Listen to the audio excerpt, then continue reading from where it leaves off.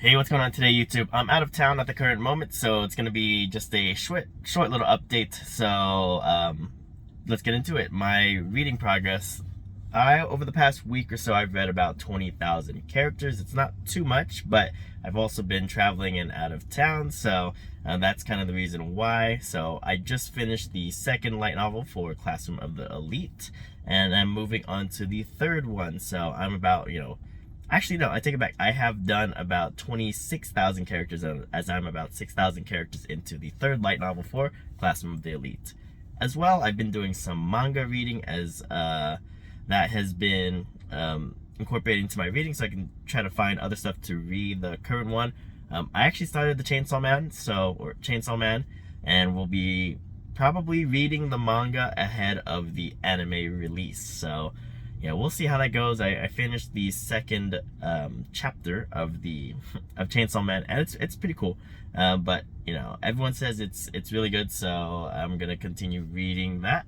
And as well, you guys know that I'm reading Kanokari as well, and reading that weekly. So other than that, that's the majority of the reading that I've done.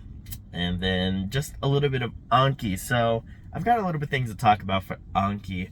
So Anki hasn't been anything really different, except I haven't been having too many new cards, as I haven't been creating too many new cards. But I think I want to talk a little bit of how I've been passing cards in Anki. I think it's changed a little bit. Before, for passing cards in Anki, I used to pass it if I'm reading the furigana and I can remember the meaning. Nowadays, I've switched over to a little bit. Nowadays, I switched over to if I can see the kanji and understand the meaning, but I need the help of the furigana, I will pass it. I won't pass it if I know the furigana reading alone, as I've found that that is not effective for me remembering the meaning of the kanji, and that's what really matters. Sometimes when I'm reading, I can recall the meaning of the kanji, and sometimes I don't even look up the word for the definition, but will instead just look it up for the reading, as I know what the definition of the kanji is. So that's what I'm trying to get to a little bit more, so that I can make my reading a little bit more efficient and not have to rely on the furigana readings, because I don't think that's going to exist too much on native level content where I don't have furigana readings and I don't have Yomi-chan.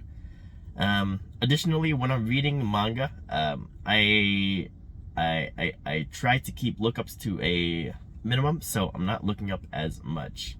So for the most part, that is going to be my progress for this past week. As I said, I am out of town.